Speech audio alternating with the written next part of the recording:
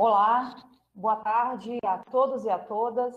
Eu sou a Lívia Gozer, eu sou membro da comissão organizadora e é uma honra preparar este evento com os meus colegas.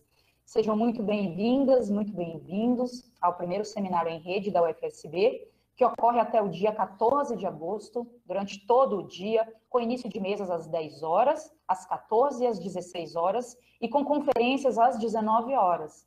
Este é um evento idealizado pela reitoria e organizado pela Progeac, em parceria com a Protic, a Proex, a Proaf, a ProPPG, com apoio da Propa e da ACS, tendo a participação das unidades acadêmicas, da Comissão de Ética dos Servidores e das representações estudantil e técnica em educação na organização da grade de programação.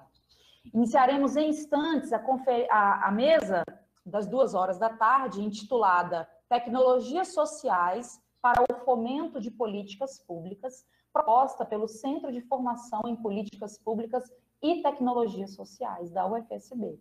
As pessoas que quiserem fazer perguntas devem fazê-lo através do chat do YouTube. Elas serão repassadas pela mediadora aos convidados ao final da mesa. Não esqueçam de assinar a lista de presença, a lista de frequência, cujo link vocês encontram ao final do chat no YouTube ou na descrição do vídeo no YouTube. Essa mesa, ela será mediada pela professora Silvia Quimo, que é decana pro tempore e também professora do Centro de Formação em Políticas Públicas e Tecnologias Sociais no campus Jorge Amado. Eu passo agora a palavra para a professora Silvia, que fará a apresentação de todos os convidados dessa mesa. Um bom evento a todos.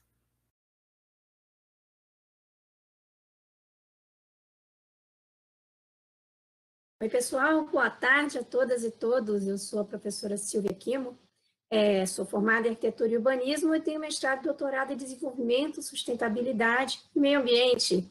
E hoje a gente tem como colegas nessa mesa redonda a professora Joseline Pipe, que é jornalista e também docente do Centro de Formação em Políticas Públicas e Tecnologias Sociais, professor Márcio Carvalho, nosso super cientista político, também docente do nosso centro, e o professor Rafa Guimarães, que é artista, mexe com teatro, é ativista, é psicólogo e está aí imbuído em um monte de atividades super legais. Bom, eu passo, então, a palavra inicial para o professor Márcio Carvalho, em que ele vai trabalhar justamente, falar um pouco da questão do que é uma política pública e como as tecnologias sociais são importantes para o fomento das políticas públicas, e apresentará o nosso curso Bacharelado em Políticas Públicas, que é um curso de segundo ciclo de formação.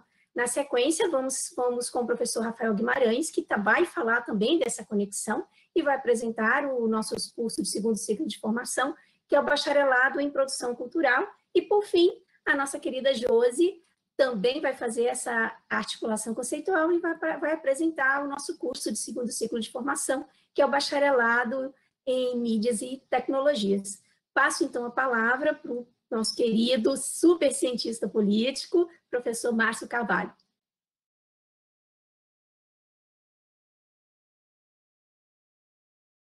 Boa tarde, pessoal. Bom, eu queria agradecer a Progeac, a organização, na pessoa de Lívia, na pessoa de Ítalo, que está aqui pela Protic também,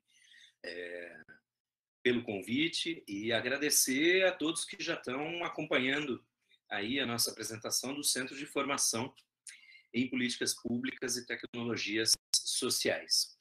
Eu vou começar de um jeito bem convencional. Já que a gente vai falar em políticas públicas, primeiro a gente precisaria saber exatamente o que a gente está querendo dizer com políticas. O que é política, afinal? Eu vou fazer um apanhado muito breve, mas já vou fazer meu jabá aqui. Quem quiser saber mais, procura a minha página no YouTube, Carvalho MAV, Carvalho M-A-V, é o meu canal.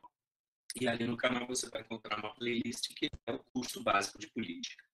Bom, a gente pode ter um monte de definições a respeito do que é política, mas eu fico aqui com uma definição que eu vou chamar de operacional, quer dizer, de como funciona no mundo. A nossa sociedade, qualquer sociedade complexa, é uma sociedade em que as pessoas são diferentes, têm funções diferentes e têm interesses diferentes também, né? Então, como é que eu faço como é que um grupo qualquer faz para que o seu interesse seja abordado pelo Estado, pelo poder público? E esse é o modo da política. A gente poderia, os grupos saírem no braço e decidir qual vai ser o grupo que vai dominar, mas não é assim e ninguém quer que seja assim que funciona. Então, o processo político é o processo em que diversos interesses de grupos diferentes vão colocar os seus argumentos e colocar suas necessidades e, por exemplo, chegar a transformar o interesse em uma decisão. Então, por exemplo, um grupo, um bairro, moradores de um bairro podem, eventualmente, ter o interesse de que as ruas de seu bairro sejam asfaltadas, né? Eles vão ter que se organizar de alguma maneira para fazer uma reivindicação, para demonstrar esse interesse e tentar tornar esse interesse uma decisão. E essa decisão é tomada nas instâncias, normalmente nas instâncias da política formal, câmaras de vereadores, assembleias legislativas, Congresso Nacional. Muito bem, mas vamos supor que um grupo, esses moradores de um determinado bairro, consigam fazer com que a Câmara de Vereadores aprove um asfaltamento para o seu bairro. Agora a gente vai ter que fazer. Alguém tem que botar para funcionar. Alguém tem que executar essa decisão. E é por isso que a gente diz que existe um poder executivo, que são as prefeituras, governos de estado, executivo federal, né, com a presidência e seus ministros. Esses vão executar as decisões que foram tomadas. Isso é uma política pública. A execução de uma decisão tomada na política formal e que vai abordar o interesse de um determinado coletivo. Tá? Bem resumidamente, e é uma das milhares de definições que a gente pode ter para a política. Pois bem, agora, a política pública pode ser implementada, e aí eu faço um pequeno desvio para tentar capturar um pouco o que a gente quer dizer com tecnologia social. Então, eu vou dar um exemplo aqui. Esgotamento sanitário. Um determinado conjunto de habitantes de uma cidade, de um município, deseja receber esgotamento sanitário nas suas casas. Na tecnologia convencional, a gente pensaria em passar um cano de esgoto e ter uma estação depois de tratamento, etc. Porém, se a gente pensar, por exemplo, em áreas rurais mais distantes, talvez haja outras opções que sejam mais baratas, mais mais fácil implementação e principal para a gente falar em tecnologias sociais, que possam ser apropriadas por aquela população. Então, outro dia eu estava ouvindo um podcast, o Anticast, com um especialista em saneamento básico da UFBA, professor Moraes, e ele dizia o seguinte, que a gente tem um certo fetiche no caso de esgotamento sanitário, por essa coisa dos canos. Tem que ter 100% de esgotamento sanitário.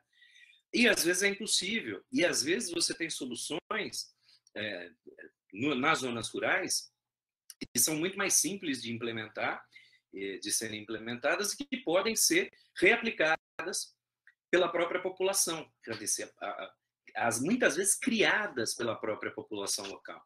Tá?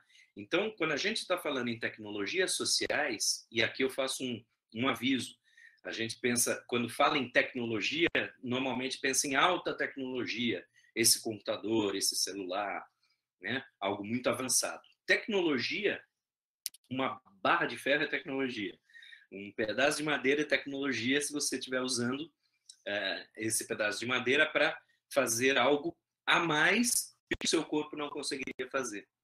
E quando a gente pensa em tecnologias sociais, nós estamos pensando em essas extensões, essa tecnologia gerada por uma população, ou se não gerada, pelo menos gerida por uma população, diretamente.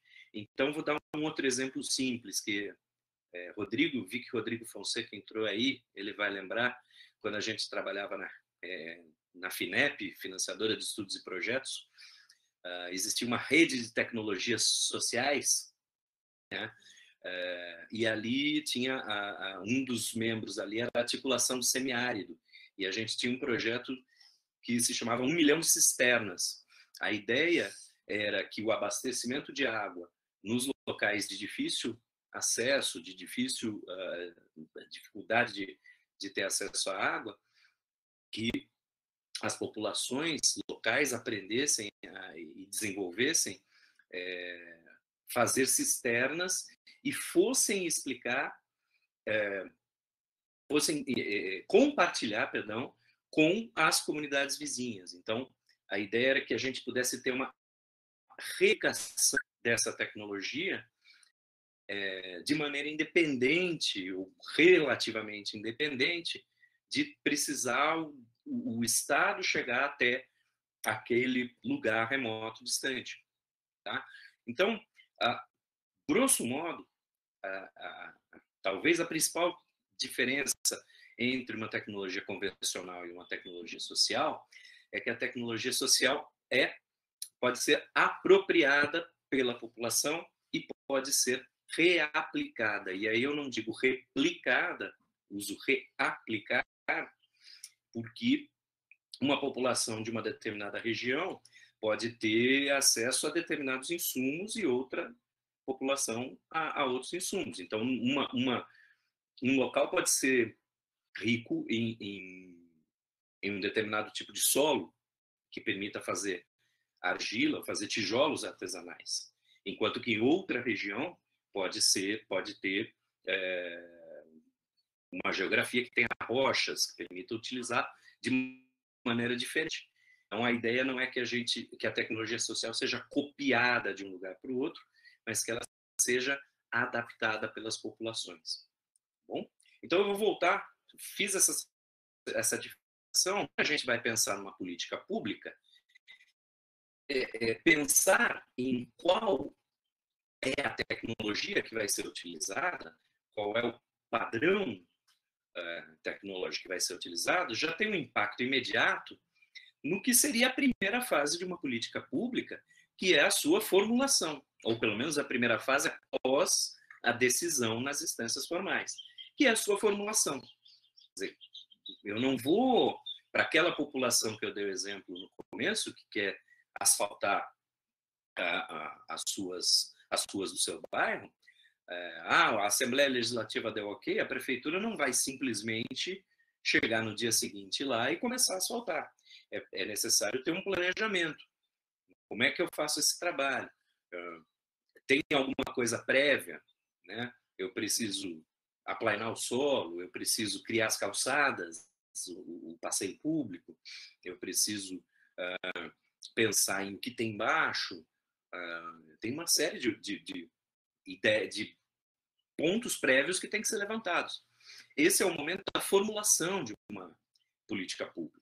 Também tomando o exemplo do saneamento básico, o município vai ter inicialmente que criar um plano municipal de saneamento básico. É só colocar cano embaixo do chão? Não. Eu tenho que pensar pelo menos em 4 dimensões que se ramificam em uma série de questões necessárias.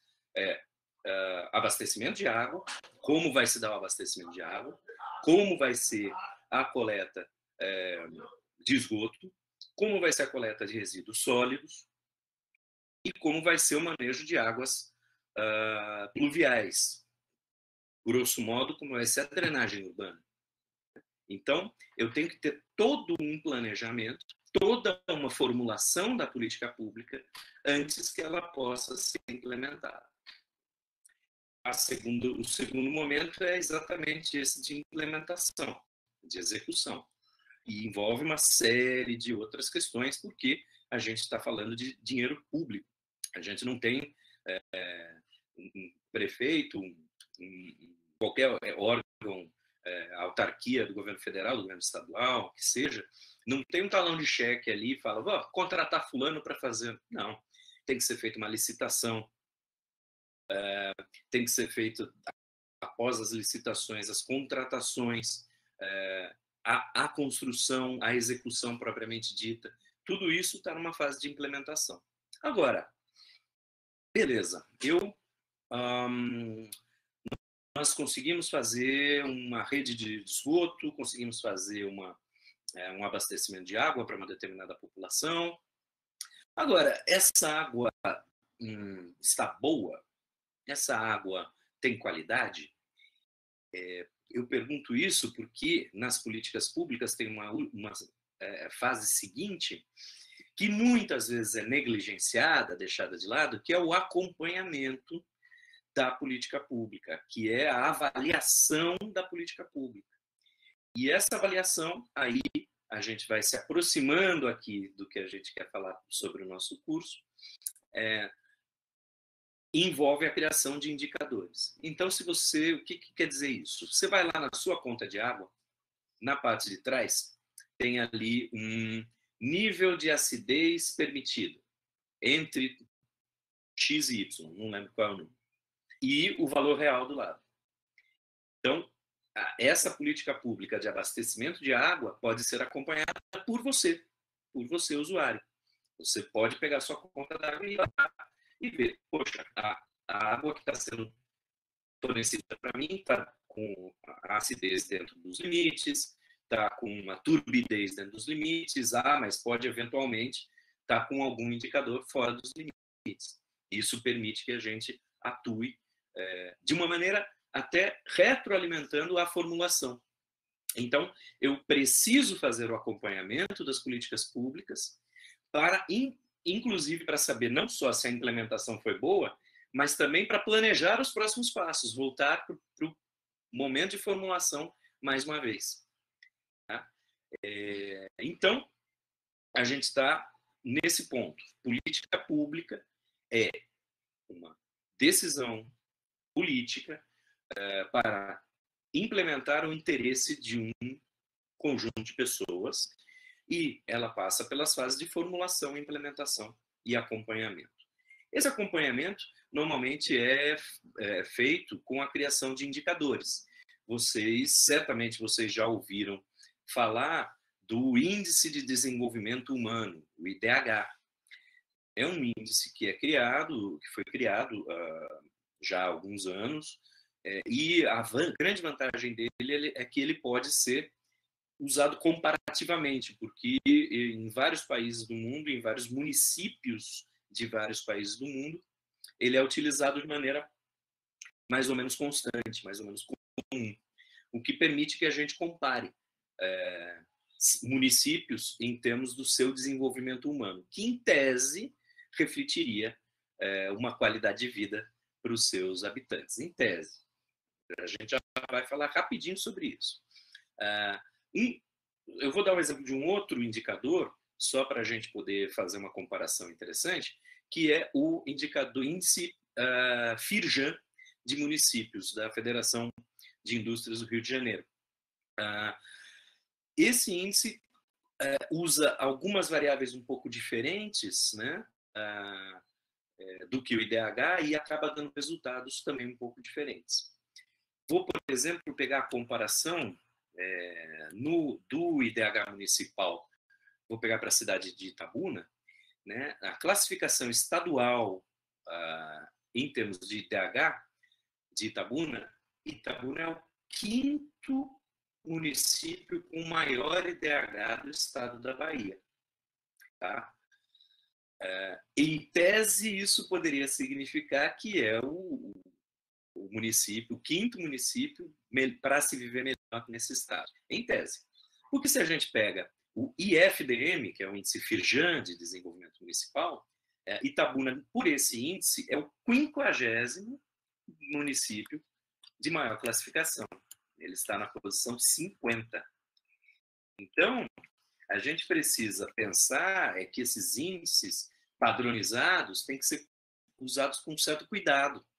A gente precisa entender como eles são criados, como eles são construídos. Então, para seguir no exemplo, o IDH utiliza, por exemplo, para o quesito saúde, apenas a longevidade, ou seja, a expectativa de vida. Por que ele usa só isso? Porque imagina-se que dentro da longevidade estão refletidos, por exemplo, mortalidade infantil. Se a mortalidade infantil é alta, a longevidade cai. A expectativa de vida cai, na média. Se você tem... E a mortalidade infantil pode ser alta por uma série de motivos, mas, por exemplo, por falta de saneamento básico. Então, o que está pressuposto nessa ideia do IDH utilizar a longevidade para todo o quesito saúde é a ideia de que ele engloba uma série de coisas. O índice Firjan, por outro lado, já vai especificar melhor. Ele vai, na parte de saúde, ver quantos leitos tem disponíveis no município, se o percentual de pré-natais que é feito no município, etc, etc. Então, a gente precisa compreender os índices, tá? Compreender os índices para poder entender o que eles querem fazer e para poder acompanhar a política pública da melhor maneira possível. Então, e aí entra o nosso bacharelado em políticas públicas. A nossa ideia foi criar um curso de segundo ciclo que passe por essas fases de formulação, implementação e acompanhamento de políticas públicas, mas tomando como foco o que a gente chamou de um observatório de políticas públicas. Então, a ideia é de acompanhar as políticas públicas para tanto poder avaliar a sua execução e implementação, quanto retroagir e se tornar um subsídio para ONGs e governos municipais da região, inicialmente, com informações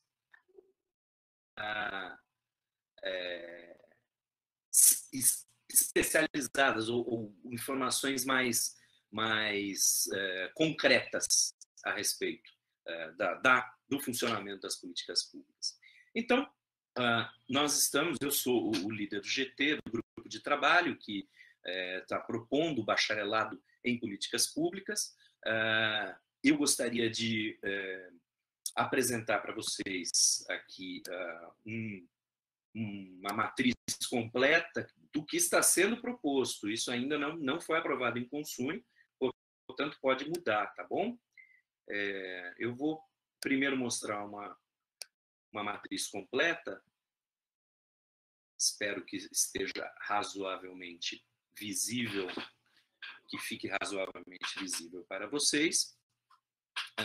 Eu sei que está um pouco pequeno, mas é para dar uma ideia, na verdade, da organicidade. Quem é nosso aluno já e quem é nosso professor sabe que a Universidade Federal do Sul da Bahia funciona num regime de ciclos, né? Então, a gente tem o primeiro ciclo e o segundo ciclo.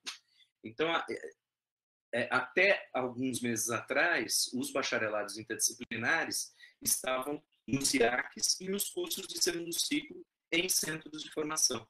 Isso dificultava, de uma certa maneira, a gente fazer uma conexão entre o primeiro e o segundo ciclo. Agora, essa conexão fica mais simples. Eu consigo ter aqui um primeiro momento de formação geral, já atualizada para a nova formação geral, e tenho componentes obrigatórios do BI Humanidades e optativos do BI Humanidades, mas que já são obrigatórios para o bacharelado em políticas públicas. Tá? Então, o curso de políticas públicas já está entrelaçado, já consegue ficar entrelaçado com o bacharelado interdisciplinar. Em humanidades, primeiramente, mas nós queremos que o curso seja aberto para todos os egressos de qualquer BI e de qualquer licenciatura interdisciplinar dessa universidade, ok? Eu chamo a atenção para esses componentes curriculares que estão marcados de azul, porque a gente já está tentando incluir aí a extensão curricularizada nessa proposta. Se me permitem, eu vou colocar mais especificamente o primeiro ciclo, focalizado aqui, e vocês vão ver que nesse primeiro ciclo, os componentes do BI Humanidades que estão aqui,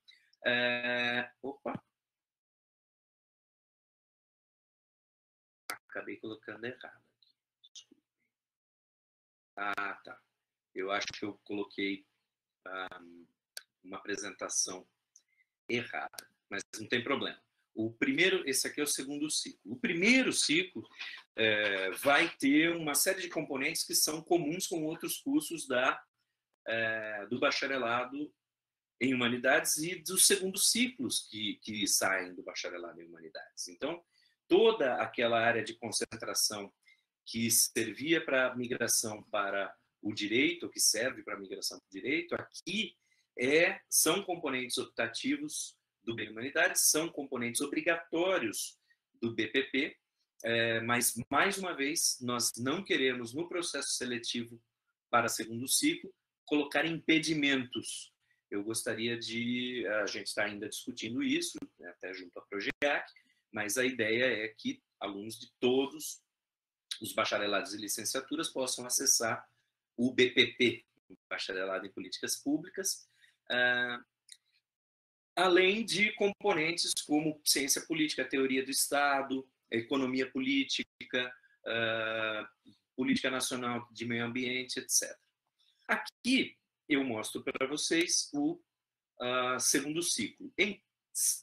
Os cursos estando encaixados e o estudante tendo feito todos os componentes já no primeiro ciclo, já visando o segundo ciclo em políticas públicas ou mesmo em direito, que são os componentes bastante comuns, então um estudante que tenha uma trajetória bastante disciplinada consegue terminar os dois cursos, BI Humanidades e BPP, em 13 quadrimestres, em 4 anos e um quadrimestre, o que é bastante interessante. Se vocês olharem aqui para o segundo ciclo, o que a gente tem são componentes como instituições políticas no Brasil, teoria de políticas públicas, Estado e desenvolvimento econômico no Brasil, direito do Estado, tem 2 direitos do Estado, um constitucional e outro mais voltados para a administração pública, e, finalmente, o que eu acho que é o diferencial desse curso, que são esses Observatório de Políticas Públicas 1 e 2, que são componentes que já são pensados para serem extensionistas, quer dizer, a gente vai para o mundo real, a gente sai da universidade e vai avaliar como estão funcionando as políticas públicas nos municípios da região. Eu imagino que, como todos os alunos vão passar pelo observatório, eu imagino que todos os alunos vão, ou a boa parte dos alunos vão usar essa experiência na extensão como seu trabalho de conclusão de curso, o que é exatamente o que a gente quer que seja o famoso tripé da universidade, que ele seja a integração entre ensino, pesquisa e extensão, e não apenas cumprir essas 3 etapas, mas integrá-las. E a nossa ideia é essa, que o ensino esteja preparando o estudante para que ele vá olhar para a realidade por meio do Observatório de Políticas Públicas, olhar e intervir, se possível, e que isso resulte em projetos de pesquisa codificados em trabalhos de conclusão de curso e, é claro, futuros projetos para pós-graduação, que algum dia espero que a gente tenha. Como notas específicas, esse projeto passou já por diversos pareceristas, e uma parecerista sugeriu a criação de um componente sobre políticas públicas e setor privado, tá? Porque a gente hoje tem uma série de instrumentos em que o Estado se relaciona com o setor privado, parcerias público-privado, OS, etc., que a gente, nosso egresso em políticas públicas tem que entender, tem que conhecer, tá? Mas a gente tem também uma ênfase, se vocês olharem aqui embaixo, movimentos sociais e terceiro setor e conflitos sociais e políticas públicas, tá? Também a gente recebeu eu vi que a professora Keila está aqui do lado, ela foi responsável, ela com o professor Givanildo foram responsáveis por um dos pareceres que o nosso projeto pedagógico de curso passou, e a sugestão dela, que eu achei ótima e vamos tentar implementar com a ajuda de docentes que sejam da área, é a ideia de abordar em um componente ou em alguns componentes a questão do racismo estrutural que está e como ele influencia as políticas públicas também. Eu vou ficando por aqui, deixa eu ver se faltou falar alguma coisa, acho que não. Vou ficando por aqui, agradeço a presença de vocês mais uma vez, a paciência, e estou aqui à disposição para responder as suas perguntas. Muito obrigado.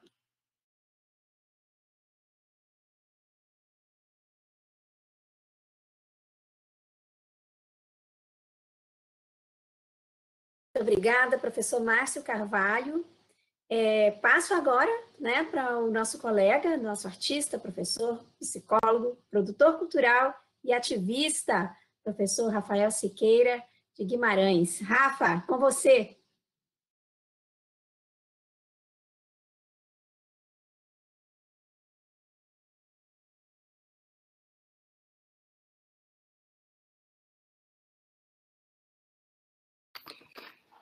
Boa tarde a todas, todos, todes. Muito obrigado, Silvia, pelo convite. Obrigado, Márcio, Joseline, por compartilharem essa mesa comigo. Lívia, Ítalo, pelo processo aí de organização, né? É sempre um desafio, né? A gente fazer eventos dessa maneira. E estamos aí, né? Bom, eu sou Rafael, eu sou o presidente da comissão, né, de criação do curso do bacharelado em produção cultural. Acho que seria bom retirar o arquivo. Eu não sei se está aparecendo lá. Isso, agora sou eu. E então,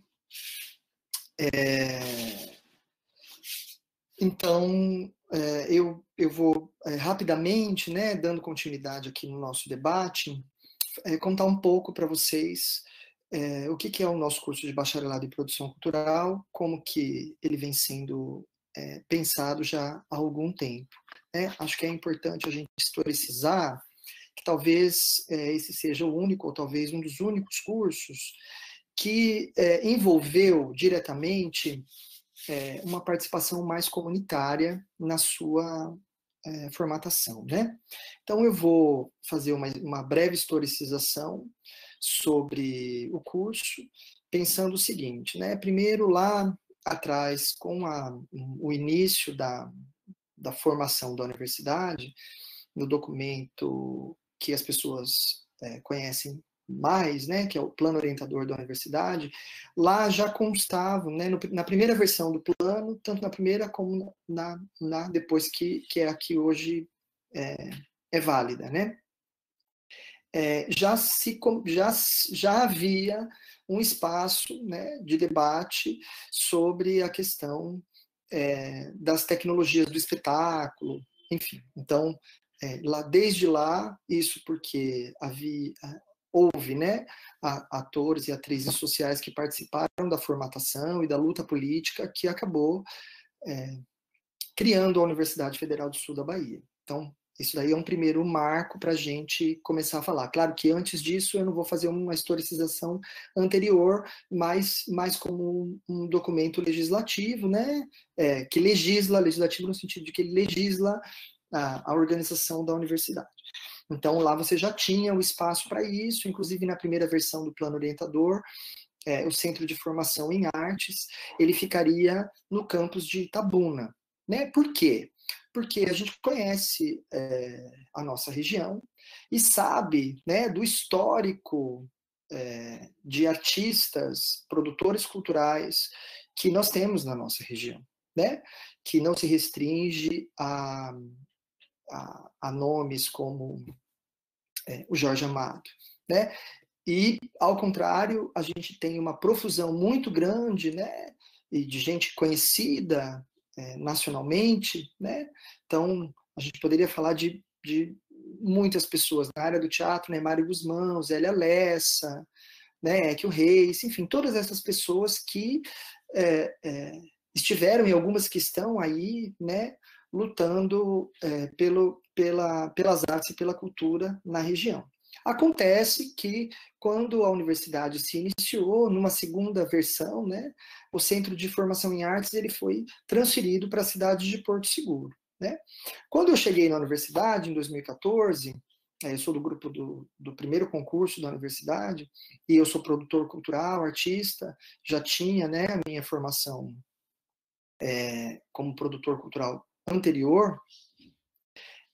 Eu me encontro com alguns colegas, né, que também já haviam trabalhado com a produção cultural e, enfim, e também começo a participar de encontros que, na época, a gente tinha o IAC como uma das unidades, a outra unidade era o Centro de Formação em Tecnociências e Inovação, né?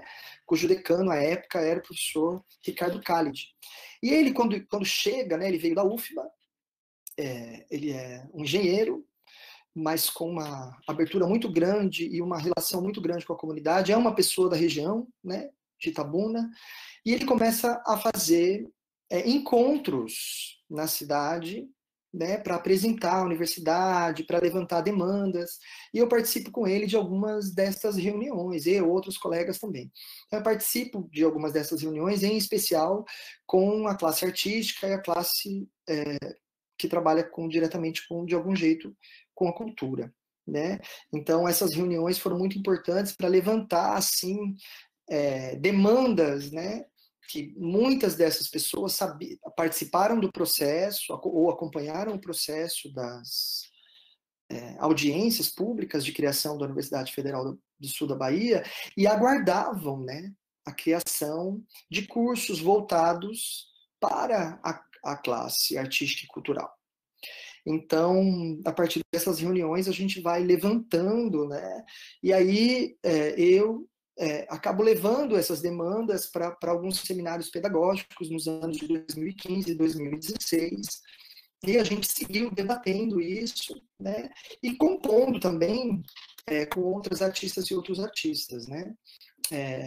Somando-se a isso, tem uma pesquisa importante realizada no programa de pós-graduação em Economia da UESC, que é de um artista e também administrador, produtor cultural, que é o Eli Isidro.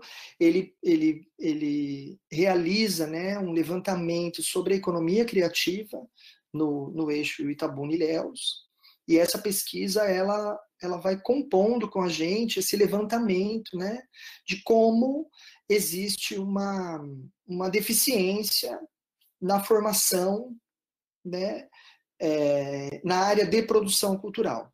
Né? E mais para frente eu já vou explicar um pouco melhor sobre como que a gente compreende a produção cultural. Né?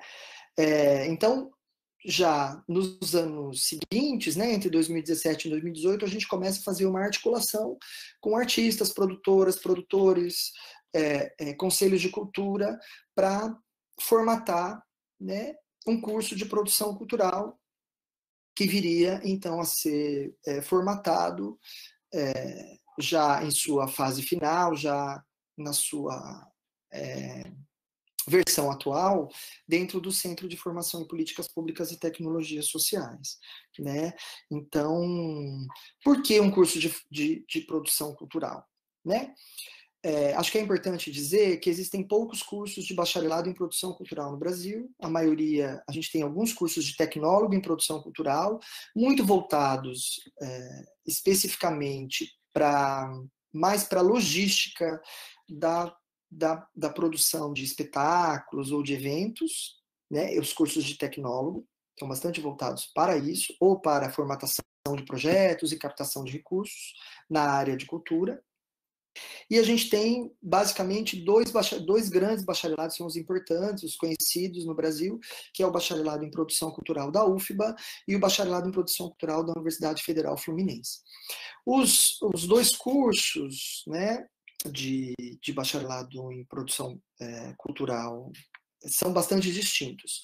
O da UFBA está ligado à Faculdade de Comunicação, e o curso da Universidade Federal Fluminense está mais ligado ao Centro de Artes. Então, né, o curso de bacharelado em produção cultural da UFBA, ele tem mais essa perspectiva de formação no trabalho de captação, no trabalho e também no trabalho, de certa forma, logístico da produção, e o curso de produção cultural da Universidade Federal Fluminense, além da parte logística, ele tem uma parte de mais técnica, no sentido de formação técnica para algumas ações da produção mais técnica, como iluminação, sonorização, enfim, né? Então, eles têm um pouco essa diferença. Um está mais ligado também para as tecnologias do espetáculo, vamos dizer assim, e um está mais ligado à questão da gestão cultural e da captação de recursos, enfim. Então, a gente tem esses dois cursos, né? E a partir, né, da pesquisa realizada, desse levantamento de demandas, da nossa própria trajetória, e da criação do Centro de Formação em Políticas Públicas e Tecnologias Sociais, a gente propõe, né, com essa versão final, um curso de produção cultural que ele um pouco congrega essas duas questões e uma terceira demanda, que é uma demanda do Centro de Formação, que são as tecnologias sociais, né? Então, a gente propõe um curso de produção cultural, né, que não compreende a produção cultural nem só desde a perspectiva da produção de espetáculos, né, ou de espetáculos, eventos, exposições, e também não só voltado para a questão da gestão cultural. Então, o nosso curso ele tem 3 eixos, né? O primeiro é gestão e logística cultural e das tecnologias sociais, que vai fornecer subsídios, né, para a formação de gestoras e gestores na área cultural. E quando a gente está falando de gestoras e gestores, não são só gestoras e gestores públicos, mas também de organizações não governamentais, de coletivos, porque a gente também entende que esses cursos de produção cultural mais que existem no Brasil, eles não englobam, né, as comunidades de cultura tradicionais, e o nosso curso tem esse viés. Então, a formação de gestão e logística cultural não é só do gestor público ou da gestora pública na área de cultura, né? A produção cultural e tecnologias do espetáculo, que vai entender também mesmo as tecnologias do espetáculo, não só a partir das linguagens tradicionais, né, música, dança, teatro, mas também envolvendo a capoeira, os espaços, né, os múltiplos espaços de cultura, que também exigem a construção e a organização de técnicas e de logísticas específicas para a sua realização. E um terceiro eixo que diferencia muito dos demais cursos também, que aí se conectam com os outros dois, que é o desenvolvimento de tecnologias sociais. Então, a gente também entende a produção cultural, né, a cultura, como uma tecnologia que se coloca nesse mundo a fim de intervir, né,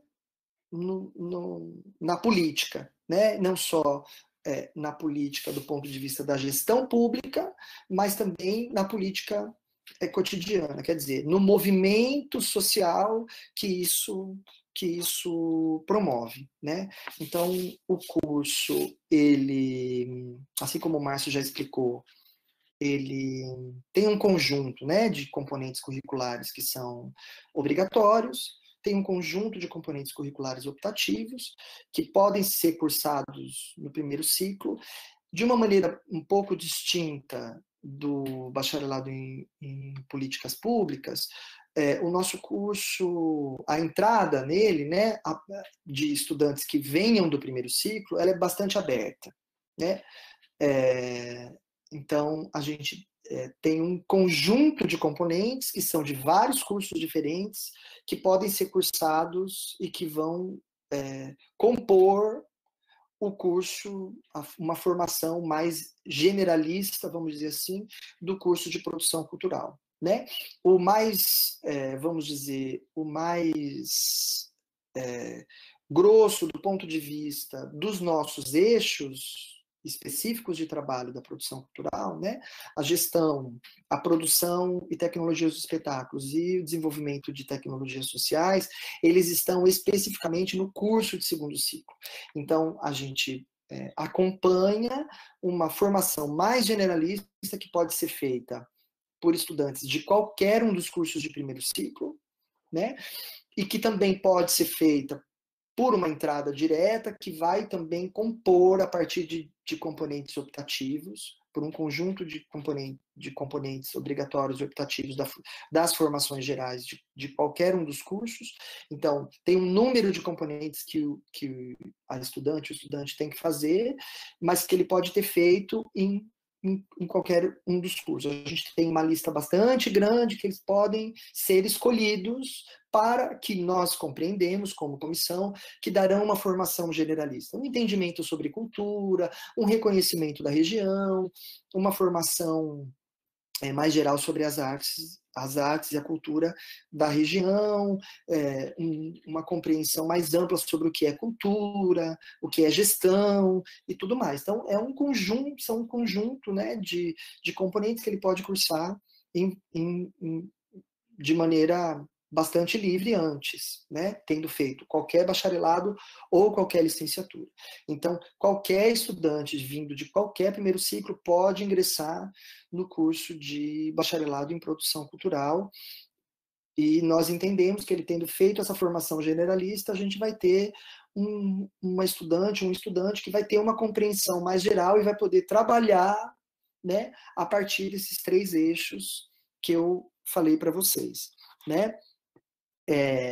O curso, ele tem uma parte, né, importante dele, que é necessariamente a estudante ou estudante tendo uma vivência artístico-cultural ou não, vai participar de um estágio supervisionado. Então, são 400 horas de estágio supervisionado, né, em que será supervisionado, então, por uma professora, um professor do curso de bacharelado em produção cultural, né, junto a instituições que trabalhem com arte ou cultura, que a gente tenha realizado convênio, né? Então, acho que isso é uma coisa importante. A mesma coisa, a gente também tem um trabalho de conclusão de curso, que pode ser tanto uma pesquisa científica sobre produção cultural, como também o desenvolvimento de uma tecnologia, ou a realização de uma prática de produção cultural, né? Em suas mais variadas possibilidades, né? Então, acho que isso é uma coisa importante do curso. Uma outra questão é que a gente vai ter, né, com as novas instalações da universidade, espaços e laboratórios para poder desenvolver o curso. Então, espaço para poder vivenciar as questões técnicas também, né? Porque assim, um profissional da produção cultural, ele não é exatamente um iluminador, por exemplo, né? Mas ele vai ter nessa formação uma base sobre iluminação. Por quê? Quem trabalha com produção sabe como que é. Você tem a pessoa que cria a luz, o técnico que vai operar a luz e o produtor vai precisar comprar os equipamentos, alugar os equipamentos, precisa ter uma noção básica do que funciona, do que pode ser substituído, como é que a gente faz um orçamento sobre isso. Então, tudo isso, né, falando de iluminação, mas em relação à sonoplastia, em relação a cenário, figurino, essas coisas todas, né? E aí, especificamente para cada, né, iluminação para desfile de moda é diferente de uma iluminação para teatro. Enfim, e aí essas coisas todas vão compor, né? Um pouco de design gráfico, um pouco de computação, e aí a gente também vai dialogar, né, com o curso de mídia e tecnologias, vai dialogar com o curso de políticas públicas, então também a gente vai ter essa troca, né, de saberes formativos, né? A própria formatação de orçamento, então todas essas coisas, né, a gente tem condições, né, físicas, enfim, para especialmente porque eu contei toda essa história, mas já no final, antes da proposição final do curso, a gente teve apoio de muitas e muitos artistas da região, de gente da cultura, de gente das comunidades da região, né?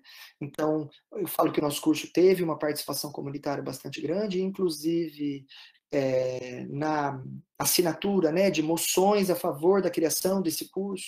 Então, os conselhos municipais de cultura, né, de Itabuna, de Itacaré, secretário de cultura de Ilhéus, isso para falar de instituições, mas muitas e muitos artistas que acompanharam, né, esse processo, e eu digo que o nosso protocolo não foi feito por docentes ou pela comissão, né? Foi feito também numa luta conjunta de artistas que se sentem contempladas com esse curso, né? Que vai, segundo a pesquisa que o Eli faz em 2016 e também sobre o que a gente acompanha, porque conhece a produção local, ainda, né, nós somos uma região que ainda acessa minoritariamente os recursos, né, estaduais, federais e internacionais, então nem se fala, né, como a gente acessa pouco esses recursos para a produção cultural. Então, um profissional que tenha esses conhecimentos básicos, né, para buscar esses meios, né, também no momento de crise que a gente está passando, mas que a gente sempre passou, vai ser muito importante, né, e assim, para a construção de possibilidades de fomento, né, e uma pessoa produtora cultural, diferente de muitas e muitos colegas da produção, que às vezes são produtoras e produtores de outras áreas e não das artes ou das culturas tradicionais. Então, não tem um conhecimento sobre, né, e acaba sendo como uma pessoa que vai fazer corte em orçamento, que não considera, né, a criação. E a perspectiva do nosso curso é ao contrário, né, é pensar esse movimento, né, que é um movimento formativo importante, em que a gente encontra que vai ser um profissional bastante importante para a nossa região, né? Tendo em vista como a gente tem uma produção artístico-cultural bastante potente e que pode, né, alçar muitos voos a partir disso, né? Só para fechar também, a ideia é que a gente crie posteriormente, com a estabilização do curso, que a gente passe a criar uma empresa júnior ou uma incubadora de coletivos de produção cultural, né? Então, para que a gente possa construir uma rede colaborativa de produção também, né? Aqui na nossa região. Então, isso é bastante importante, né?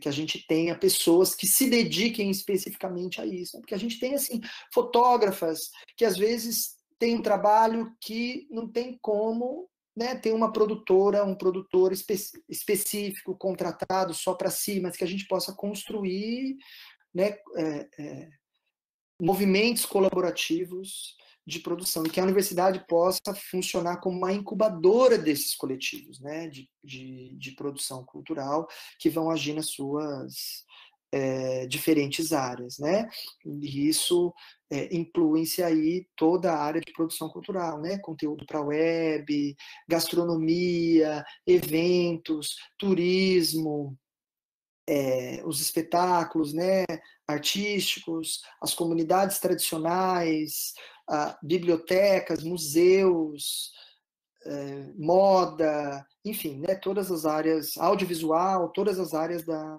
chamada economia criativa. Qualquer coisa, estamos aí à disposição para qualquer coisa que eu possa ajudar. Quero agradecer muito aos colegas de comissão, né, professor Felipe de Paula, Ana Cristina Santos Peixoto, Sandra Neves, né, que foram colegas importantes na construção desse projeto, e a todas e todos os artistas e produtoras culturais que assinaram e que compuseram com a gente, né, em especial os conselhos de cultura, né, de Itabuna, na figura da Bruna 70, e de Itacaré, de Ronara Crioula, e todas as outras, não vai dar para citar todo mundo, mas só lembrando os conselhos. E outros artistas importantes que construíram com a gente esse processo. Muito obrigado.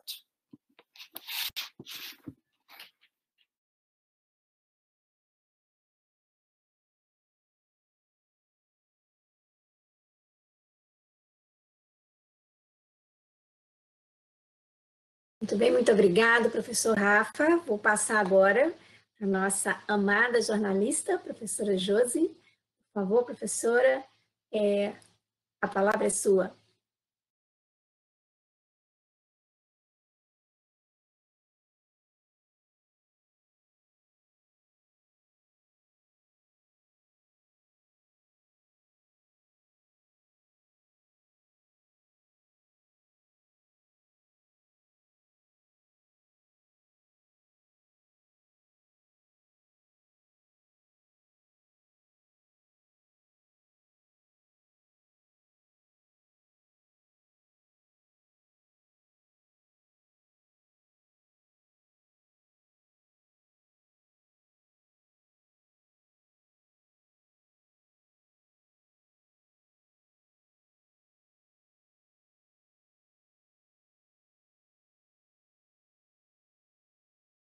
Só vamos aguardar só um minutinho, que a Josi já está voltando. Já voltou. Bom, Josi, tudo certo aí?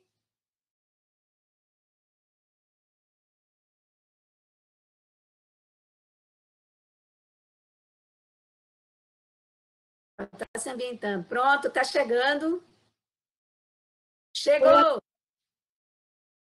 Desculpe que a pecinha aqui atrás da tela, enfim, né?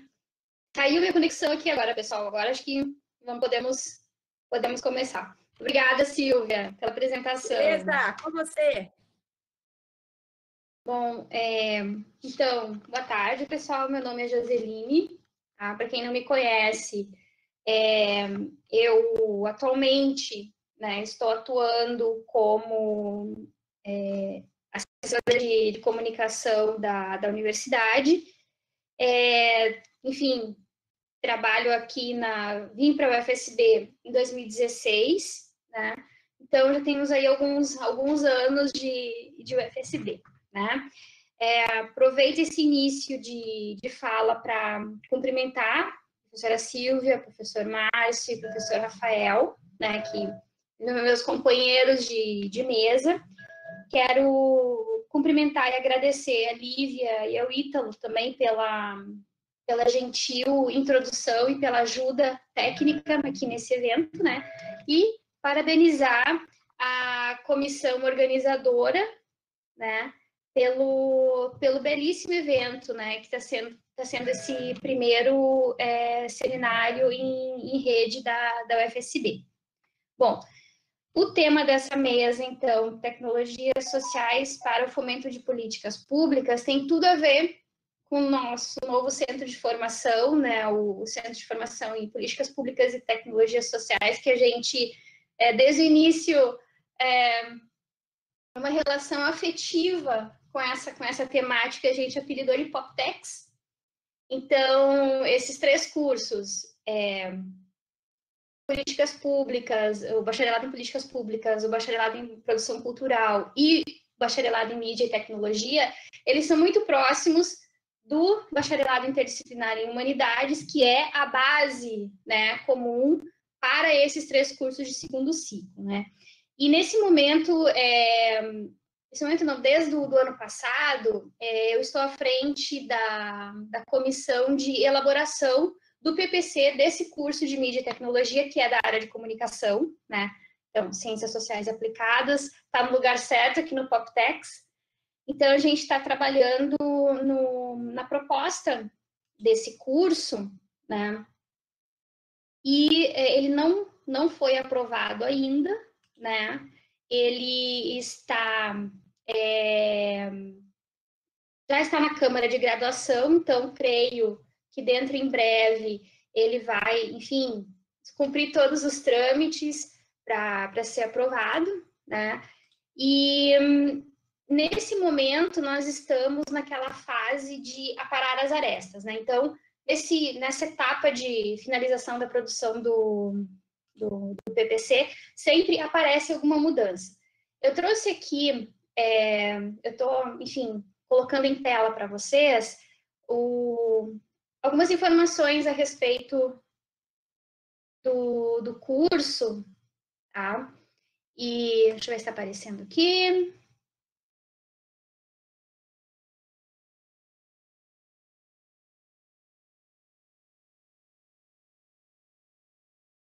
Alô, vocês estão me ouvindo?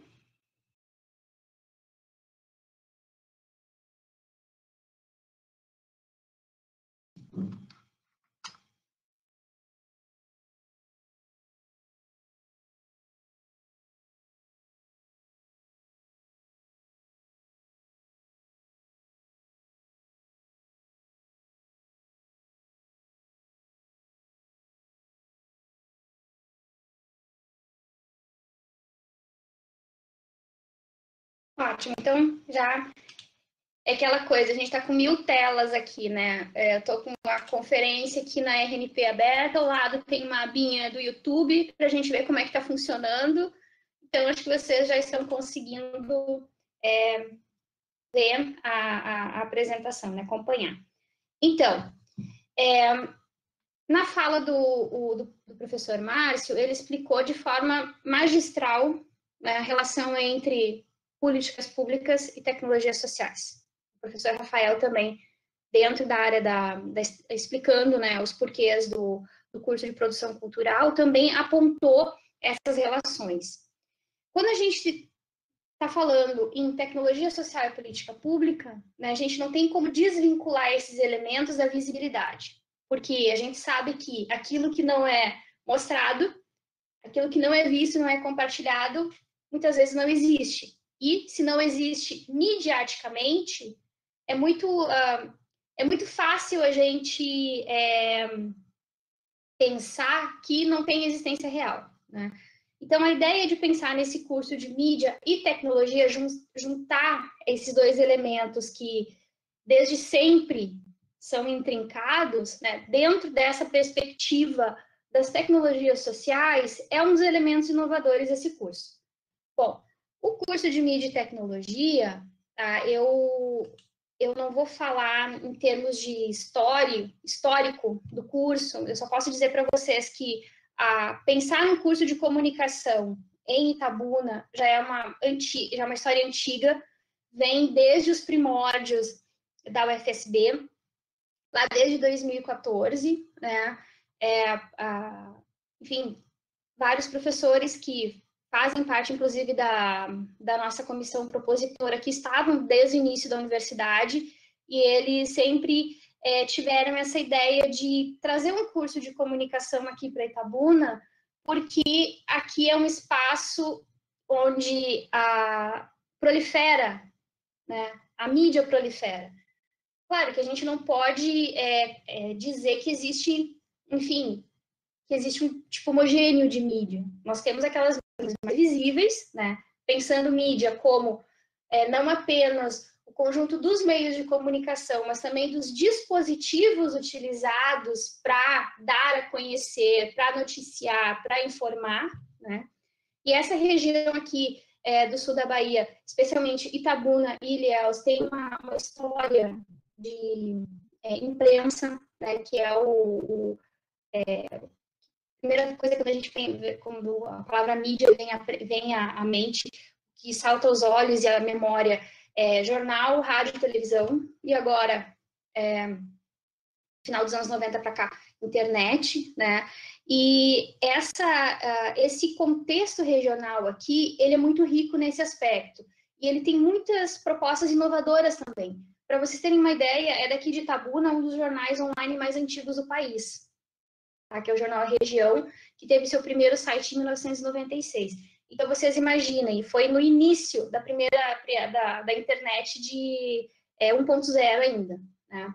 Então, quem trabalhou na proposição desse curso aqui no PopTex?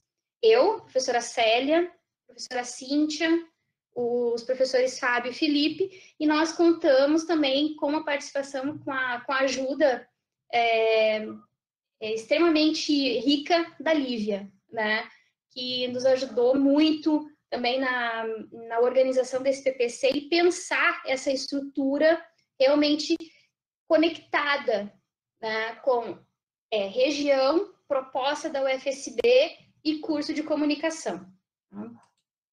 Bom, quando a gente pensa, né, em mídia e tecnologia, a gente pensa, primeiro, meios de comunicação, né, esse conjunto de meios de comunicação, que podem ser esses meios tradicionais, também os alternativos, e a grande sacada do mídia e tecnologia é justamente pensar no desenvolvimento de novas mídias.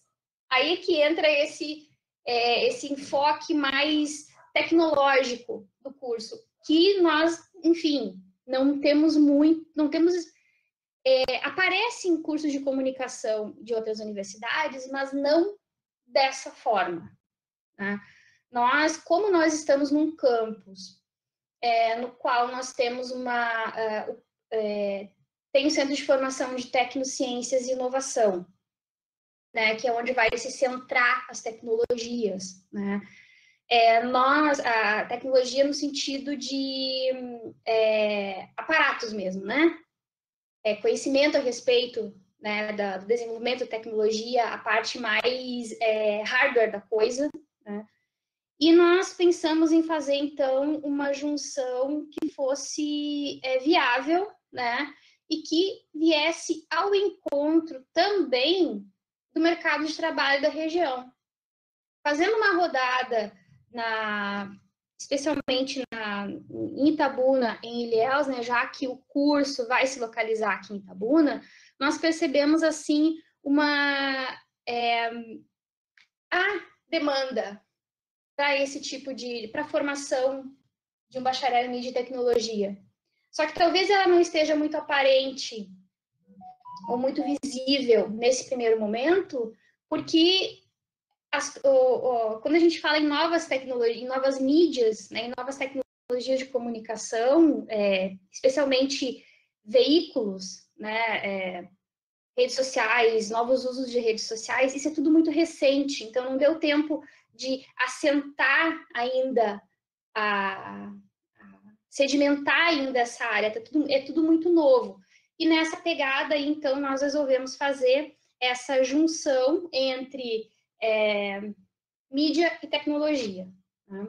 Então, eu trouxe algumas informações aqui básicas do curso, né, só para dar mais ou menos uma ideia de como é que vai funcionar. A carga horária total vai ficar em torno de 3.400 horas, tá? O tempo mínimo é de 11 quadrimestres e o máximo para a integralização são 16 quadrimestres. Nós temos estágio, sim, né? Por enquanto ele ainda ele é obrigatório, embora nós estejamos, enquanto comissão propositiva, refletindo um pouquinho melhor a respeito disso, né? São 40 vagas e vai ser ofertado, logicamente, no nosso queridíssimo e badalado Poptex. Então, qual é que é o perfil do ingressante? Como se trata de comunicação, e comunicação é algo que permeia todas as áreas, comunicação ela está em todos os lugares, ela tem que ser compreendida como algo que é comum a todos, né? Então, a partir desse princípio, nós compreendemos, enquanto comissão propositiva do curso, que os nossos estudantes, esse curso pode ser aberto para qualquer área. Então, nós concluímos que, se os estudantes finalizaram algum BI ou alguma ELI na UFSB, ele está apto a ingressar nesse curso de segundo ciclo, porque ele já tem a base. E veja, depois eu vou mostrar no outro slide ali, as conexões que nós fizemos de componentes curriculares de diferentes cursos, tanto da ELI quanto dos bacharelados. Então, está uma matriz curricular bastante heterogênea, né? E de acordo com a proposta do curso, que é justamente fazer essa junção, né? Usar esse conhecimento que está aí, usar não seria bem esse termo, mas trabalhar com recursos humanos e recursos de infraestrutura que nós já temos na universidade, né? Então, como é que a gente pensa esse curso? Primeiro, a gente parte da ideia de comunicação, né? Porque nós temos... Vou voltar um pouquinho o tempo para explicar um pouquinho essa relação entre comunicação, mídia e habilitações, tá? O curso de comunicação, desde a década de 60, que é quando ele começa efetivamente no Brasil, né? Começa basicamente a partir da existência de cursos de jornalismo, que foram os mais antigos da área. Ele, durante um tempo, ele vai se sedimentar como uma área maciça. É comunicação, de onde você pode sair ou jornalista, ou publicitário, ou relações públicas, ou rádio, TV, ou cinema, né? Que seriam as habilitações. Então, você entra numa área comum e você se espalha, você vai seguir para a área que você quer, né? Dependendo, enfim, do que você quer fazer com a sua vida, né? Ok, isso deu conta de um mercado e... não apenas de um mercado, mas de um pensamento em comunicação no Brasil, que para a década de 70, para a década de 80, até meados da década de 90, meados da década de 90, beleza, é isso aí mesmo. Só que em meados dos anos 90, a evolução, e aí entra a tecnologia massiva, né? A popularização das tecnologias de comunicação, a criação de novos veículos, de novos meios, né? A partir principalmente dos anos 2000 para cá, mais intensivamente de 2005 para cá, então se criou a necessidade de um novo profissional. E muitos dos cursos de comunicação não estavam preparados para oferecer esse novo profissional para o mercado de trabalho, né? E porque esse profissional, ou ele estava encarcerado na habilitação, eu digo encarcerado não no sentido pejorativo, mas como caixinha epistemológica mesmo, né? Então, se ele tinha o conhecimento aprofundado numa área, não necessariamente significava que ele saberia transitar pelas outras. E o nosso curso aqui, a proposta é inverter esse ciclo, porque a gente não parte da comunicação compartimentada, a gente parte dela como relação, e essa relação como um processo, né? Esse contato do emissor com o receptor, por um canal, por uma mediação, ela sempre está em constante mutação, e isso exige o quê? Repensar não apenas a epistemologia da área, mas principalmente os processos. E quando a gente se depara com um avanço tecnológico rápido, constante, a gente se depara também com a necessidade, né, de adaptar essa mensagem a esse meio. E aí o que acontece aquilo que lá enfim, na década de 60 ainda, o Marshall McLuhan, que é um filósofo canadense, ele dizia que o meio é a mensagem, né? Enfim, durante muitos anos aí ele foi relegado aos porões da área da comunicação. Agora a gente está retomando o Marshall McLuhan com outro olhar, justamente por quê? Porque realmente o meio é a mensagem. Se nós pensarmos em termos de, por exemplo, redes sociais, o que é uma mensagem de WhatsApp? Uma mensagem de WhatsApp, ela foi pensada para o WhatsApp. É aquela caixinha ali, aquele número X de caracteres que muitas vezes define a tua mensagem. Então, o conteúdo tem que ser preparado para aquilo ali. E nesse sentido também, a gente refletiu muito no grupo, né, na hora de propor esse perfil, né, de curso, porque a gente não queria que se pensasse, ok, mas nós vamos trabalhar com mídias digitais. Não, não é só isso. Mídia não é única e exclusivamente mídias digitais. Existem outras, existem as mídias tradicionais. A gente está vendo agora a influência e a necessidade de repensar o rádio, né?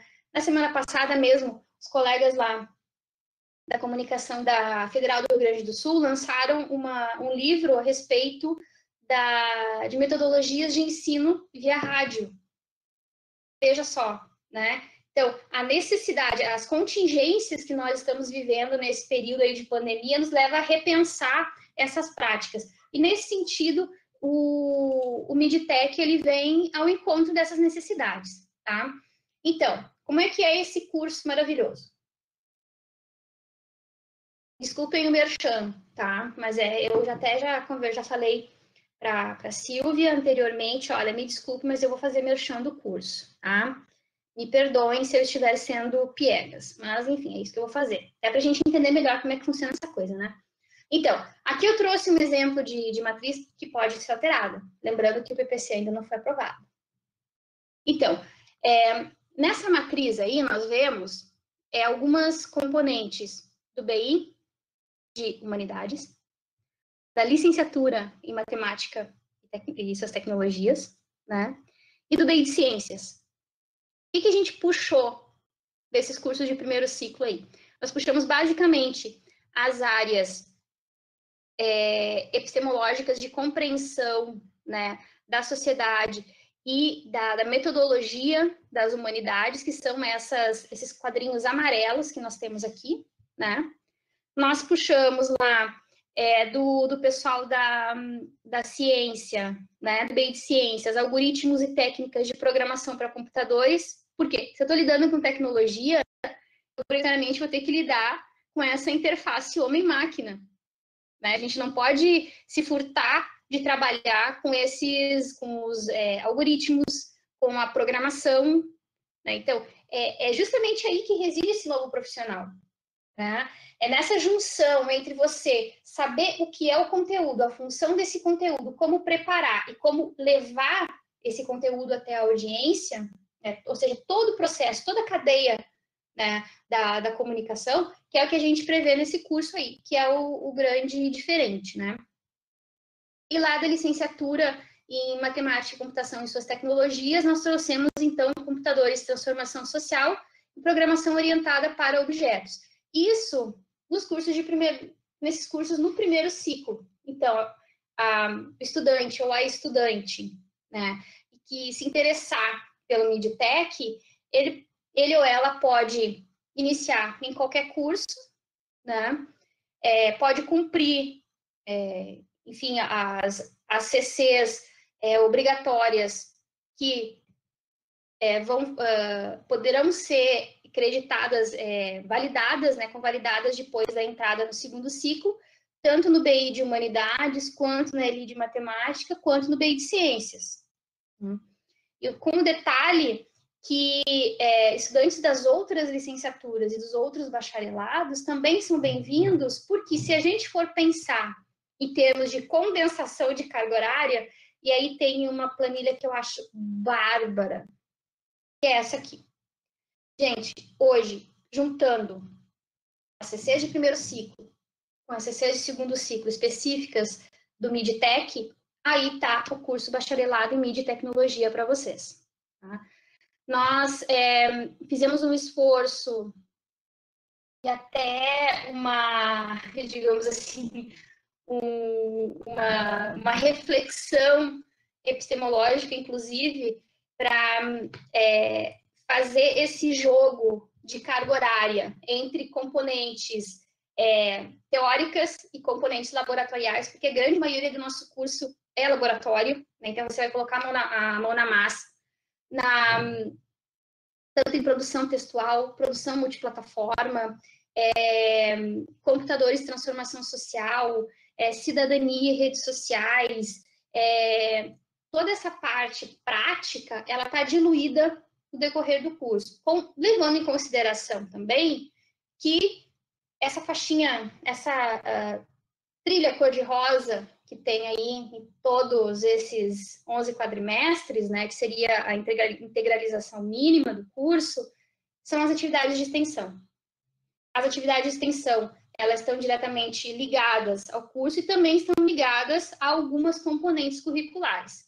Estágio. O estágio, nós inicialmente pensamos nele como obrigatório, mas essa situação, essa contingência, né, que a gente está vivendo hoje, da pandemia, nós verificamos que vários veículos de comunicação, blogs principalmente esses blogs, enfim, né, veículos de comunicação digitais, muitos deles pararam por falta de financiamento, né? Então, a pandemia, ela mostrou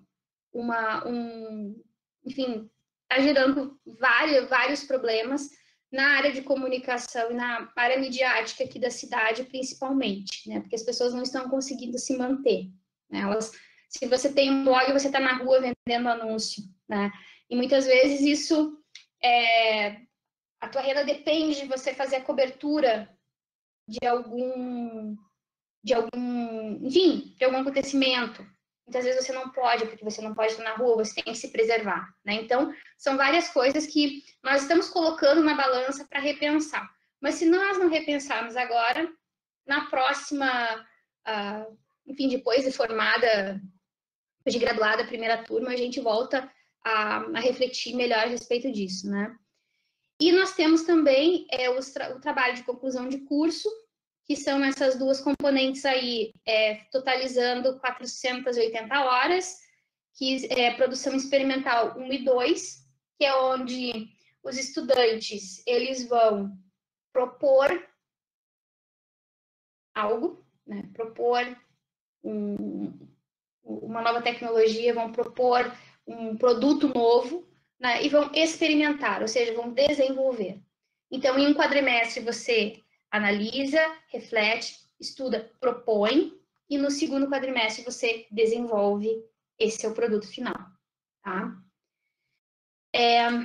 Ok, então, para que, no final das contas, e por que essa ânsia em juntar, né, mídia e tecnologia, e qual a relação disso com tecnologias sociais? Basicamente, se eu tivesse que resumir... Oi? Alguém falou? Bom, enfim, qualquer coisa vocês me avisem aqui. Senão, ó, vou falando, ó, dar a palavra para jornalista é isso, gente, ó. Azar, tô falando. Se eu, quando eu encerrar meu tempo aí, só me dá um toque aqui ou corta meu áudio.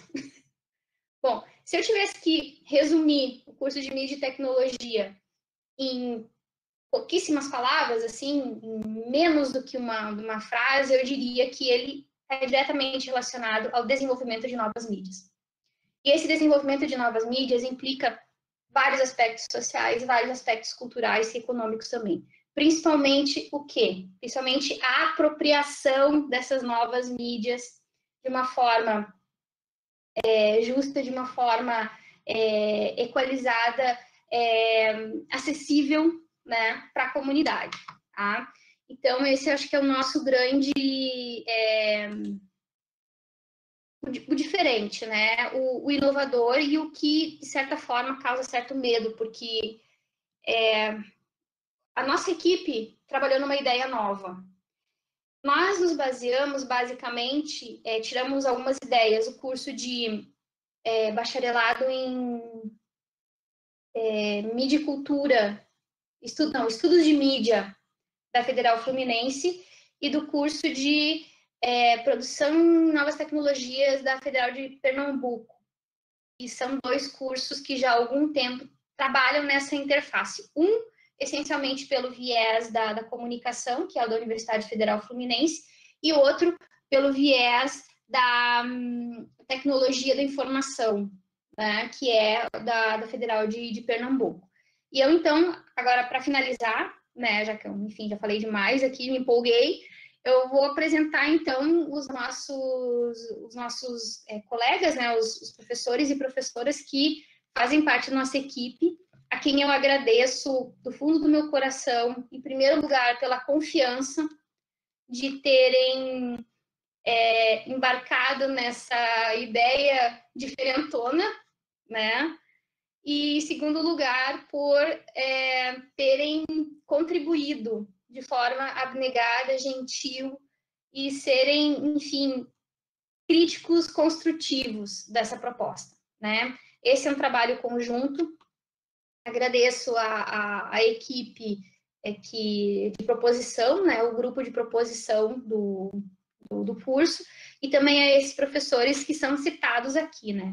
Eu coloquei rapidamente aqui os nomes e as áreas, para a gente ter mais ou menos uma ideia, né, de como, por onde que nós vamos circular, como é que esse curso vai acontecer.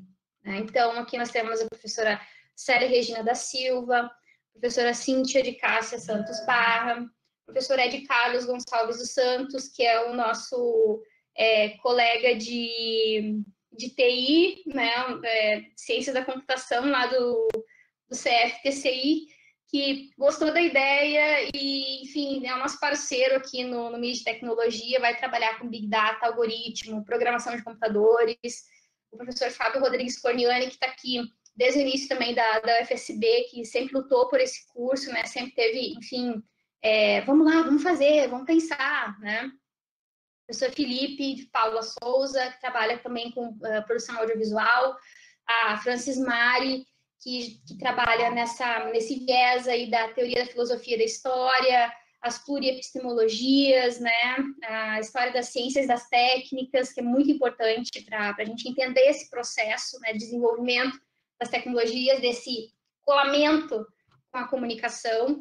O Guilherme Fosculo de Moura Gomes, que trabalha também nessa área da filosofia política, que agora está também, já faz algum tempo, na verdade, com o grupo de pesquisas avançadas em materialidades e ambiências, né, o GEPAMAT, trabalha com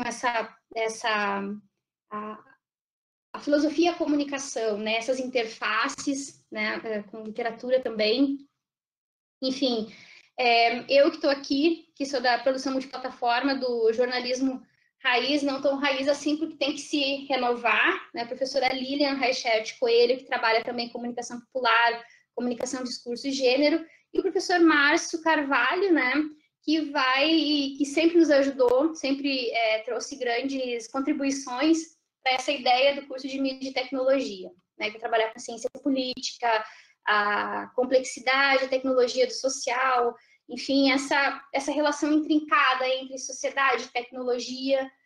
E, basicamente, né, é isso que eu gostaria de tratar a respeito da relação em tecnologia social, políticas públicas, inserindo aí a importância da mídia e dos meios de comunicação. Eu deixo aqui alguns contatos, tá? O e-mail do PopTex.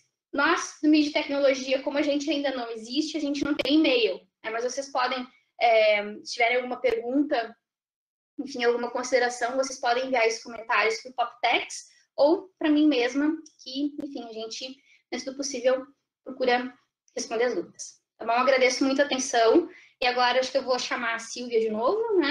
Para a gente partir para a segunda fase desse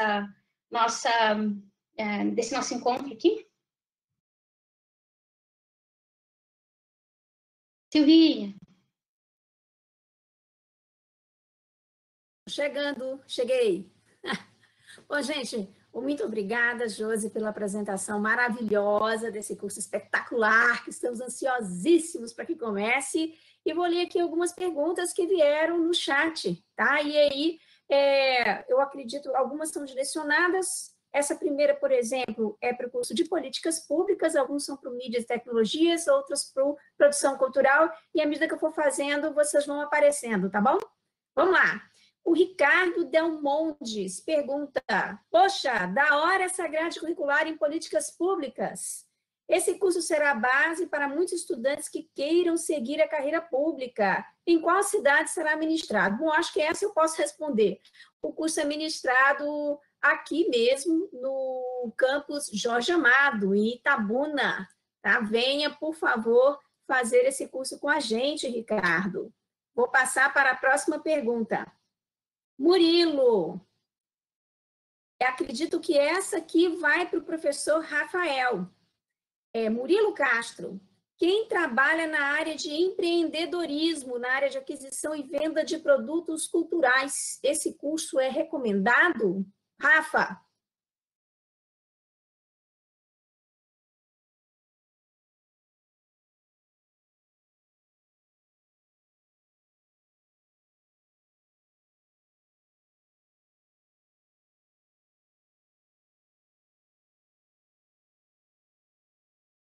Oi, Murilo. Obrigado, Joseline, também pela apresentação. Muito bom. Murilo, assim, quem tem interesse ou trabalha, né, de algum modo relacionado à produção cultural, é um curso indicado, né? O curso ele tem uma perspectiva de formação, né, básica para as distintas áreas de cultura e sim, né? Então ele tem tanto uma formação voltada, por exemplo, de como organizar um produto cultural, fazer o marketing do produto cultural, como também para as questões específicas de logística, para planejamento, para captação de recursos nacionais, internacionais, né, para construção de tecnologias culturais, né? Então, é um curso super indicado, sim. Acho que ele vai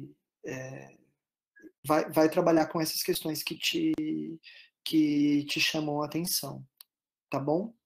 E uma coisa que eu não falei, que eu acho que depois teve até uma pergunta sobre isso, mas uma coisa que eu acabei não falando é o seguinte: a gente falou da passagem do primeiro para o segundo ciclo, mas a gente também já considerou na nossa formulação do projeto pedagógico também a entrada direta. Né? Então, acho que isso vale para todos os cursos. Né? Acho que foi importante, a gente acabou não falando disso, a gente acabou falando muito dessa passagem de quem já está na universidade e vai ingressar, passar do primeiro para o segundo ciclo. Né? Já existe um processo em andamento dos cursos já entrarem na próxima migração. Acho que isso é importante falar também. E a posição da comissão, acho que a posição do centro de formação também em relação ao bacharelado de produção cultural é que a gente sim tem entrada direta, né? E que esses componentes, que são os componentes do primeiro ciclo de formação mais generalista, possam ser tanto aproveitados de outras graduações que a pessoa já tenha feito, como também podem ser cursados concomitantemente, né? Então, acho que isso foi uma coisa que eu acabei não falando. Beleza, valeu, Rafa. O Lúcio Felipe, com as novas instalações do campus, que ainda não sabemos quando, e com o PPC ainda sujeito a alterações de Videoconsune, a implementação destes cursos demandaria quanto tempo? Bom, essa informação eu posso passar rapidamente. Nós já temos o curso do Bacharelado em Políticas Públicas e Bacharelado em Produção Cultural recém-aprovados na Câmara de Graduação, e agora eles seguem para o Consune para aprovação. O curso do Bacharelado em Mídias e Tecnologias, ele está na Câmara de Graduação para análise, e assim que ele for aprovado, também segue para o Consune. Então, é mais ou menos isso que o Rafa pontuou, é rápido. A gente acredita que entre 2020.3 e 2021.1 já tenhamos esses cursos na estrada e já teremos nossas e nossos discentes. Vou ler a próxima pergunta. Perdi alguma? Não. Deixa eu ver. 4. Edmarley Santos. Esse curso será aberto ao SISU ou apenas fechado para concluinte do primeiro ciclo? Professor Márcio?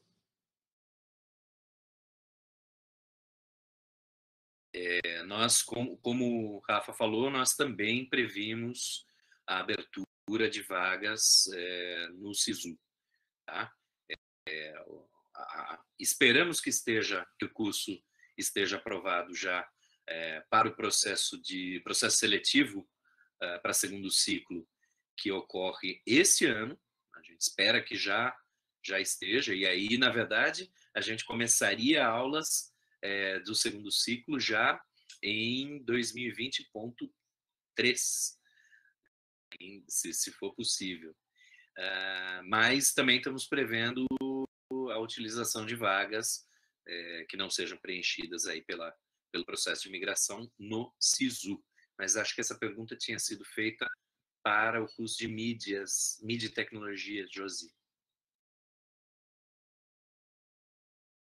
Então, respondendo, bom, os 3 cursos, eles vão seguir as mesmas formas de ingresso, né? Nesse primeiro momento, para migração, né? E futuramente, creio que os 3 também vão abrir para entrada direta no SISU. Né? Acho que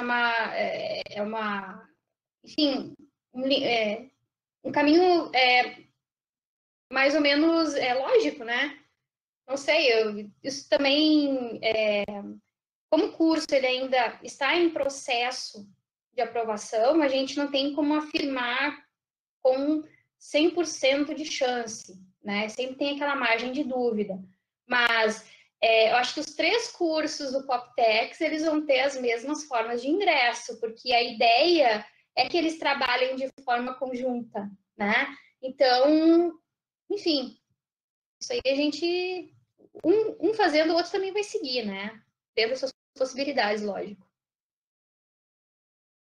Bom, gente, um dos pareceristas externos, né, recomendou e ressaltou o forte vínculo do curso Mídias e Tecnologias Digitais com o curso de Artes. Josi, você pode falar um pouquinho sobre isso? Ah, sim, com certeza. Exato. Eu tenho muitas muitas observações que nós tivemos aqui dos pareceristas, né, que não deu tempo de falar, mas muito boa a colocação e realmente isso vale um apontamento importante. O curso de mídia e tecnologia, ele tem várias disciplinas não, várias componentes curriculares que tem essa pegada de design, né? Essa pegada de produção de conteúdo audiovisual, e isso depende diretamente das artes. É arte também, é uma forma de você encarar, né, a produção de conteúdo. E como a gente está trabalhando com visibilidades, né, é lógico que o pessoal nós vamos ter uma interação muito, uma grande afinidade, né, com tanto os docentes e as docentes, quanto também os egressos dos cursos de artes da UFSB, né? Estamos de portas abertas, todo conhecimento vem agregar, né? E a nossa ideia como a gente trabalha com comunicação, né, é muito amplo, se a gente afunilar demais, a gente corta aquele elemento crucial que é a criatividade, e isso a gente não quer cortar de jeito nenhum, porque é isso também que faz o diferencial do curso. E é na criatividade também onde residem essas possibilidades de pensar novas mídias e novas mídias que possam ser apropriadas pela comunidade. Tanto no desenvolvimento de mídias alternativas, e outras tantas possibilidades que nós temos hoje e que também vão surgir, né, com a experiência e a vivência também dos estudantes.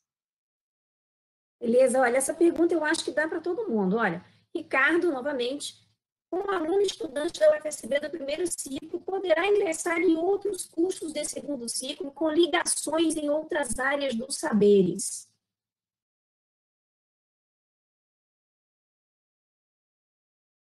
Posso começar? No nosso caso é um pouco mais específico. Nós começamos o grupo de trabalho, e, aliás, eu preciso fazer uma retificação aqui para agradecer a participação no grupo de trabalho do professor Paulo Bento, do professor Guilherme Fósculo e da Lívia Gozer, que está aqui, nossa apresentadora hoje, que está no grupo de trabalho da criação do BPP. Mas, enfim, nós começamos com uma matriz bastante livre. Entretanto,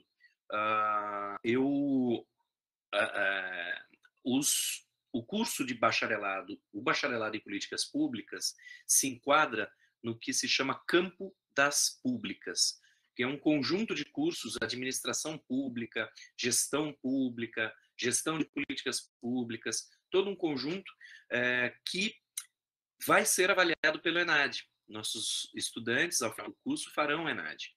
E eu dei uma olhada nas provas anteriores do ENAD. Na verdade, são provas muito bonitas, muito interessantes mesmo, mas que fizeram com que a gente começasse a pensar em fechar um pouquinho a quantidade de optativas, porque tem um certo conteúdo obrigatório que a gente precisa passar e que vai ser avaliado lá na frente. Avaliação de políticas públicas. Tá vendo?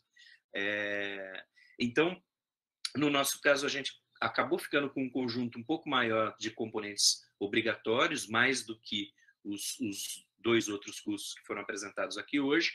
Porém, nós também não queremos fechar o acesso apenas a estudantes do UBI Humanidades. Então, o que cabe aqui é a sinceridade. Todos os estudantes egressos de BIs e LIs da UFSB podem entrar no curso de políticas públicas. Porém, para conseguir completarem no prazo mínimo, os estudantes do BI Humanidades terão mais oportunidade de encerrar no prazo mínimo. Para os demais estudantes que vêm de outros cursos, é possível, é tranquilo, não tem grandes dificuldades, mas o prazo mínimo é que se torna muito pouco provável, tá bom? E mais uma informação que eu esqueci de passar, a gente está propondo o BPP como um curso noturno. Queremos capacitar a classe trabalhadora para o acompanhamento de políticas públicas. Passo. Beleza, pessoal? Acho que o nosso tempo está acabando, né? Não é isso, Lívia? Isso, parece que a gente só tem mais 10 minutos. Infelizmente, vou ler aqui só o comentário do nosso colega professor Milton Ferreira, está nos parabenizando, parabéns a vocês, Silvia, Márcio, Joseline, Rafa e toda a equipe do Poptex pelas propostas motivadoras, a consolidação político-cultural, recuperação socioeconômica regional. Valeu, colega, muito obrigada. E eu acho que tem uma pergunta super pertinente que cabe fazer para a Josi, é do nosso colega do CSC, professor Augustin. Quais serão as relações desse curso com o curso de jornalismo a ser aberto no Centro de Formação e Artes no campus Sosígenes Costa? Acho que dá tempo de responder rapidinho. Tá, obrigada pela pergunta, Augustin.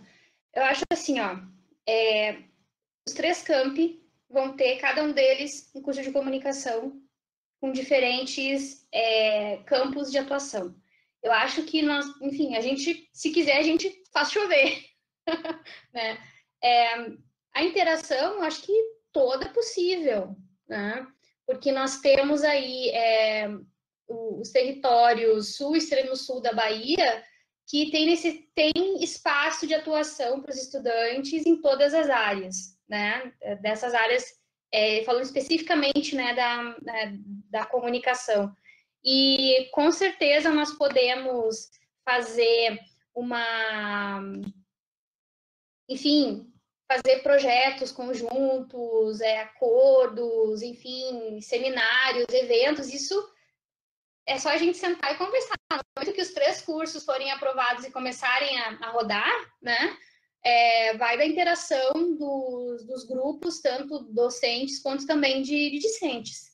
Até porque a ideia é que nós vamos ter produção desses estudantes, né?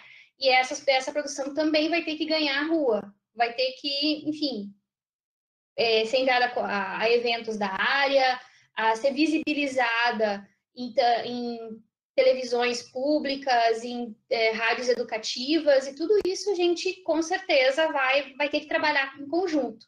E, para isso, nós temos, né, o elemento central, que é o apoio institucional, né, e nós temos vontade de fazer. Então, é isso. Temos aí várias possibilidades. Ótimas possibilidades, para se dizer, né? Beleza. Gente, a gente está chegando ao fim, infelizmente. Foi uma mesa espetacular, maravilhosa. Eu espero que quem assistiu tenha gostado. Que dúvidas vocês podem entrar em contato diretamente com a professora Josi, o professor Márcio e o professor Rafa. Vou passar agora para a nossa queridíssima Lívia, para ela fazer o encerramento.